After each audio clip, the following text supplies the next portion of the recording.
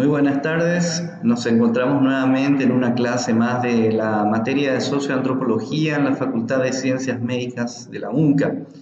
En el día de hoy nos toca mirar con una vista un poco general lo que es la sociología, la antropología, la socioantropología en relación con la carrera de medicina para que podamos comprender un poquitito cuáles son los ámbitos o el contexto dentro del cual la materia va a irse desarrollando.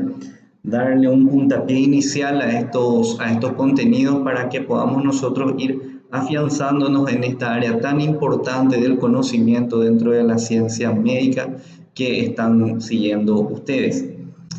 Y como siempre se dice, hay que empezar por el principio. La sociología no se puede ver, no se puede hablar sin hablar de la persona social. ¿Qué es la persona social? La persona social es un ser humano relacionándose con otros seres humanos. Todos nosotros sabemos que el ser humano es un ente social. Sabemos que nosotros como personas vivimos dentro de una sociedad y que muy difícilmente podamos desarrollarnos como seres humanos civilizados si estamos fuera de esta sociedad. Ahora, existen algunas excepciones, me corrijo, que seguramente vamos a estar viendo un poquitito más adelante dentro de la materia, pero el ser humano por lo general y por decirlo así, una regla básica es sociable. Y esto se realiza siempre a través del proceso de socialización. Si bien la imagen dice que no le gusta hablar con la gente, hay a muchas personas a quienes no les gusta, pero tienen que hacerlo porque, como les digo, el ser humano se desarrolla como humano, civilizado, persona en sociedad. Entonces, ¿qué es la socialización? Es un proceso por el cual una persona humana aprende a interiorizar en el transcurso de su vida los elementos socioculturales de su ambiente, los integra a la estructura de su personalidad bajo la influencia de la experiencia y de agentes sociales significativos y se adapta a sí mismo al entorno social en cuyo seno debe vivir. Nosotros, para conseguir este proceso de socialización, tenemos varios elementos que se pueden identificar. O sea, el proceso de socialización cuenta con elementos, donde el primer elemento que podamos decir, llamarle como importante, es la adquisición de la cultura, que es decir, la adquisición de conocimientos, modelos, valores, símbolos, costumbres, idiomas, la manera de ser, de pensar, de sentir propia o de un grupo de personas, que es la civilización en la cual le toca vivir a esta persona, que podemos ser nosotros, puede ser cualquiera de ustedes. También tenemos la integración de la cultura a su personalidad, que habla de que la persona, sea natural o normal, tiene que pensar y sentir como un grupo, o sea, es decir, ve una cultura, trabaja en una cultura, se maneja en una cultura, y entonces lo que pasa es que uno va apropiándose de esa forma de ser. Todos sabemos que las personalidades de las personas, valga la redundancia, se van diferenciando país por país, incluso ciudad por ciudad, dentro de nuestro propio espacio en donde nosotros estamos desenvolviéndonos. Y eso es lo que se llama integración de la cultura a su personalidad. Después tenemos la adaptación de la persona a su entorno social, que es una consecuencia del proceso de la socialización. La persona socializada pertenece a una familia, forma parte de un grupo, estudia y trabaja en un lugar, puede pertenecer a alguna organización, formar parte de una nación y comparte con los demás sentimientos, intereses, actividades, identificándose psíquica y socialmente con la comunidad en la cual vive. El proceso de socialización proporciona al individuo un nivel de pensamiento, unas categorías mentales, representaciones e imágenes, conocimientos, prejuicios, estereotipos, cosa que ahora tanto no se quiere tener, ¿verdad? Pero sí se trae siempre. En síntesis, una manera de pensar, con los cuales la imaginación se despliega y se desarrolla ampliamente. También tenemos, aparte de los elementos, agentes de socialización, que se dividen en dos, los primarios y los secundarios. El agente primario, o sea, los agentes primarios se ven al comienzo de la vida, por decirlo de una forma, son la familia, los amigos, la escuela, el lugar en donde el niño o la persona va a desarrollarse en sus primeros años de vida.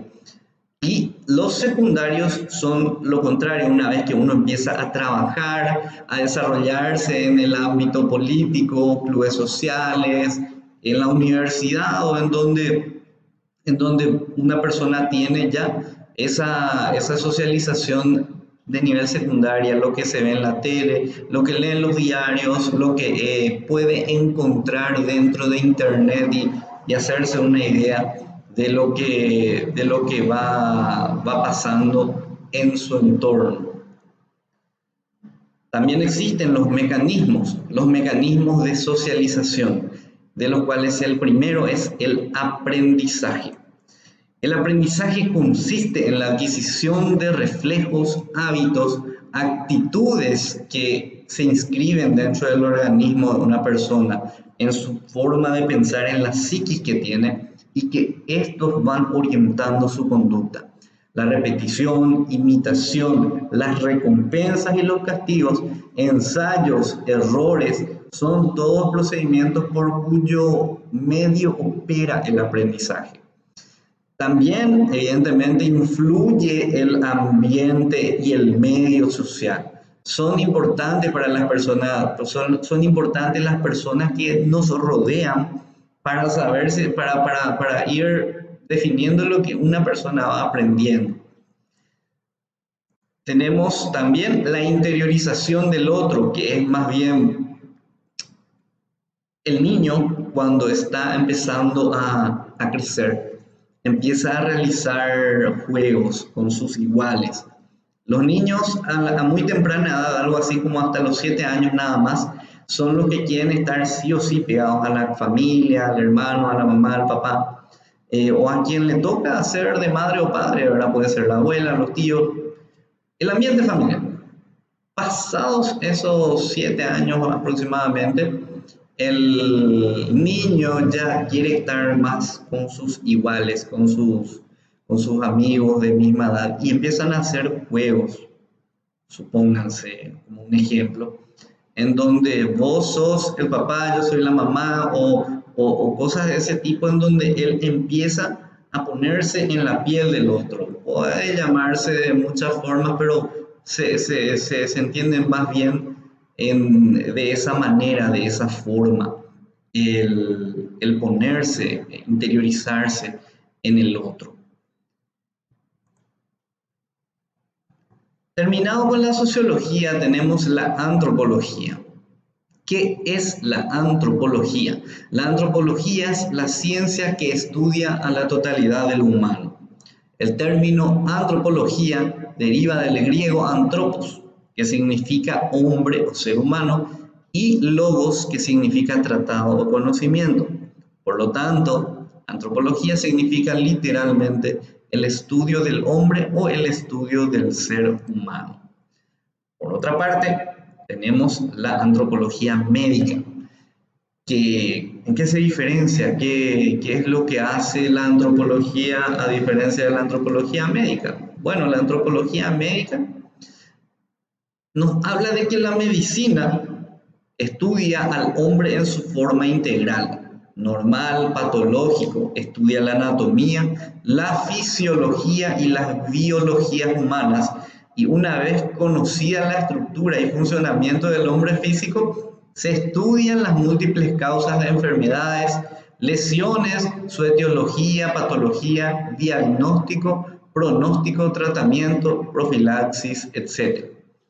Por su parte, la antropología médica va a estudiar al hombre desde un punto de vista médico, físico y cultural, pero no solamente en la actualidad, sino desde que aparece sobre la faz de la Tierra. Estamos hablando de años, milenios atrás. Por eso, entonces abarca contextos tan remotos como el hombre del Pleistoceno, el hombre individualmente o el hombre en grupos, etnias sociales, y cómo su género de vida y del medio ambiente pueden influir en la aparición de futuras enfermedades, como su cultura también puede estar relacionada con la morbilidad, natalidad y mortalidad. Dentro de estos amplios contextos, estudiará la existencia de técnicas de curar, estudiará al hombre como terapeuta, va ahí dentro de todo eso, entra el curanderismo, magia, adivinación, los chamanes y todo eso. La terapéutica utilizada por el hombre, la botánica, la medicina popular, la biología de la enfermedad en el medio ambiente que rodeó al hombre en el pasado y presente.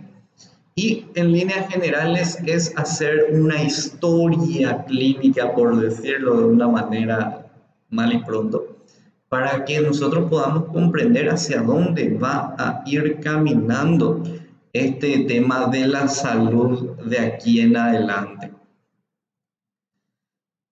¿Cuál es el objeto de estudio entonces de la antropología médica? En resumen, estudia al hombre y su cultura médica dentro de un contexto funcional al que se integran sus manifestaciones físicas y psíquicas.